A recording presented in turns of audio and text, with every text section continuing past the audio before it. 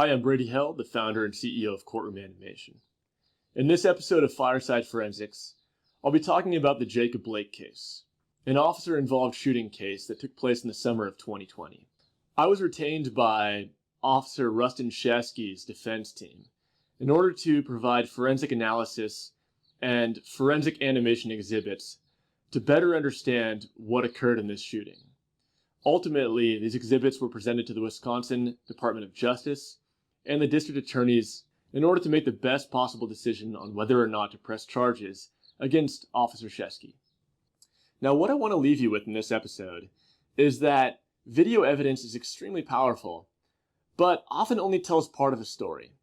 And you'll understand after watching this that the story, as you understand it, will be much different having seen forensic animations that were created from video evidence, as opposed to what your understanding would be of that video evidence alone.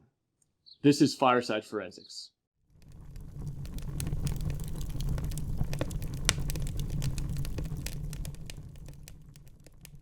This was a case of national attention, and the basic facts that were understood by the public were that the shooting took place 3 months after the death of George Floyd.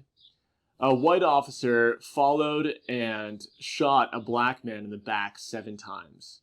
And the event was caught on camera by 2 cell phones. Here is that cell phone footage. Get my son! Get my son! Get my son! Get my son! Come here, TJ! TJ! You a bogus bitch! This bitch is bogus!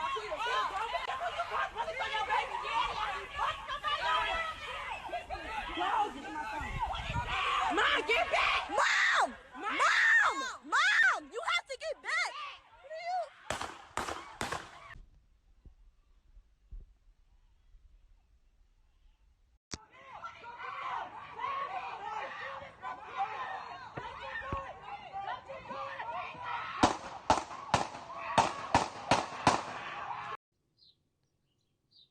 So immediately upon being retained, I was curious as to how I would be able to assist and ultimately help the defense team in presenting Officer Rustin Shesky's case. I explained to the attorney that through forensic analysis, I would not know one way or the other how the events would be portrayed and ultimately play out until I had completed all of my analysis and forensic animations. Now, the fact that this event was caught on 2 separate cameras was incredibly beneficial. Video is an incredibly powerful piece of data and can be used to extrapolate data in many ways. Now, the problem with video alone, especially low-quality video like these cell phone videos, is that they usually only tell part of the story. By nature of the way an event occurs, people usually bring their cell phone cameras out once an event has already started, missing a lot of the key facts and key pieces of the event before that video started to record. There were 3 forensic exhibits that I was tasked with creating to assist the Wisconsin Department of Justice and the District Attorney's Office. The first was doing video analysis to identify what object Jacob Blake was holding in his hand. The second forensic animation I was tasked with creating was a recreation of the shooting event as it was captured by the cell phone footage. The third exhibit I was tasked with creating was the events that led up to the shooting, actions that were taken prior to the cell phones beginning to record. Now, there was a lot of groundwork that I did in order to lay a solid foundation for these forensic animations. I pored over a vast number of documents, witness statements, police reports, and photographs that were taken from the scene of the shooting. I also flew out to Kenosha, Wisconsin, and performed a laser scan of the environment. This laser scan collected hundreds of millions of data points that allowed me to create a very accurate 3D model, a computer-generated recreation of the environment where this shooting took place. Now, the final piece of groundwork that I created, and really the most crucial one, was recreating the positions of the cell phone cameras in the 3D model of the environment. Now, I have another video of a plane crash where I go in depth about recreating cameras in a computer-generated environment. The basic idea, though, is that we have a computer-generated world and a real world. In the real world, there are cameras that captured an event. Recreating that in an accurate manner in the computer-generated world allows me to place models of the people that were taking actions as the event unfolded as well. And if I can match those actions in the computer-generated world to the real world through the computer-generated cameras, I have a very accurate recreation of the entire event. Now, what's important about that is that once I have an accurate recreation of the event, I can show that event from any perspective, and I'm not limited by the perspective that the video was taken from originally. This is an image of some of the different recreated camera positions in the computer-generated environment. Now, this is only several positions. The actual recreation combined hundreds of camera positions as seen by both cell phone cameras. To create the first forensic animation exhibit, which was identifying what object was in Jacob Blake's hand, I took one of those known camera positions that I just described, a camera position where we can best see what was in his hand from the original footage. Then, in the computer-generated model of the environment, I recreated the position of Jacob Blake and placed 3D models of different forensic objects that were taken from the scene in the 3D model of his hand. I placed a hat, a dollar bill, a pack of cigarettes, a set of keys, and some other objects in the hand, and then compared what that would have looked like had it been taken by the cell phone camera to the actual cell phone video. You can see as we go through these different objects that none of these objects really seem to match what was actually in his hand as seen in the cell phone video. I then placed a 3D recreation of the knife that was taken from the scene in the 3D model of Jacob Blake's hand.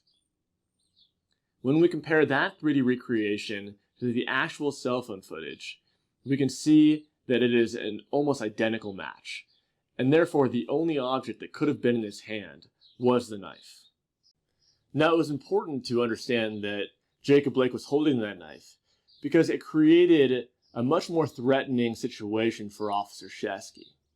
Now, the second forensic animation that I created was the actual recreation of the shooting event as it was captured by the cell phone footage. Now, as I was describing before, once I had 3D camera matches of the cell phones, I was able to pose 3D models of all of the characters that existed at the time of the event and match them to their positions in the cell phone footage.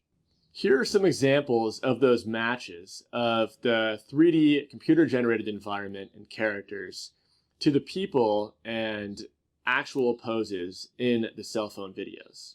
Well, these are only a few examples. There were hundreds of these camera matches that allowed me to recreate this event exactly.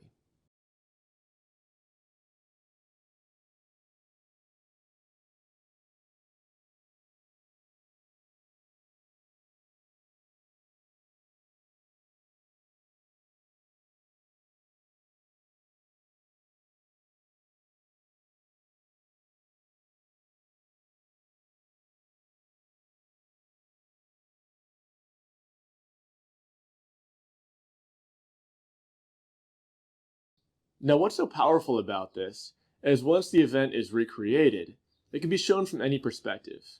And one of the most powerful perspectives in this event was from behind Officer Shesky. You can see in this position that Officer Shesky had the opportunity to see a knife in Jacob Blake's hand as he was approaching the vehicle. In the cell phone footage, directly after this point in time, you can actually hear Officer Shesky yelling for Jacob Blake to drop the knife.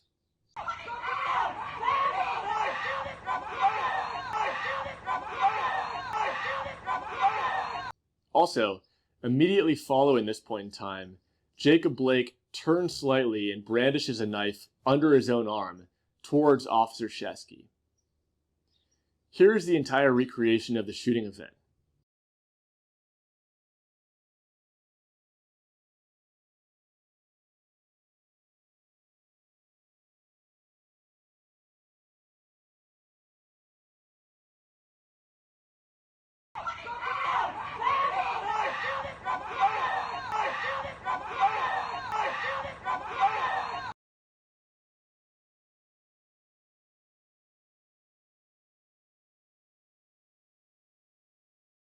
The final forensic animation exhibit that I created was that of the events that occurred prior to any of the cell phones being turned on.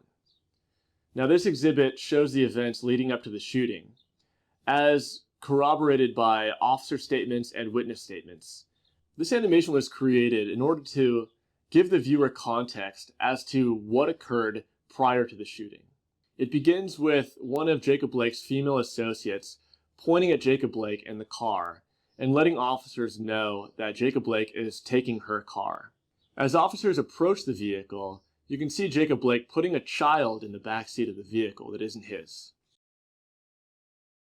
We then see Jacob Blake getting in the face of Officer Rustin Shesky, resisting arrest and reaching into his waistband as Officer Shesky is trying to cuff him. We then see Officer Shesky attempt to taser Jacob Blake, and Jacob Blake pulling those tasers out of his own chest. We then see Jacob Blake run to the driver's side of the vehicle, where him and Officer Shesky get into a struggle, and the taser is dropped. This struggle leads them to the passenger side of the vehicle, and that is where the cell phone videos begin to pick up the action. Now, this series of events that was never caught on camera was extremely important in gaining understanding and context as to why Officer Shesky did what he did. Now, comparing the knowledge that's obtained from these 3 forensic videos, compared to the original 2 cell phone videos, the story is much different. The 2 cell phone videos showed an officer following a man and shooting him in the back 7 times. From the 3 forensic animations, we know that Jacob Blake was stealing a car that wasn't his, was taking children and putting them in the back of that car, resisted arrest, and brandished a knife towards officers, refused to drop a knife when ordered to do so, and took that knife into a vehicle that had children in the back, attempting to leave the scene. Once the Wisconsin Department of Justice and the district attorney had seen these forensic animations, they came to the conclusion that Officer Rustin Shesky was not at fault and did not commit any crimes. Thus, they did not press any charges against Officer Shesky. Now again, video evidence is extremely powerful and very compelling. It should really be taken as one piece of data in an entire pool of data that can be used to gain understanding to an entire event. 3D forensic animation can extrapolate on that video data and give the viewer the best possible understanding in order to form an opinion. If you enjoyed this content, please like the video and subscribe to this channel. Thank you.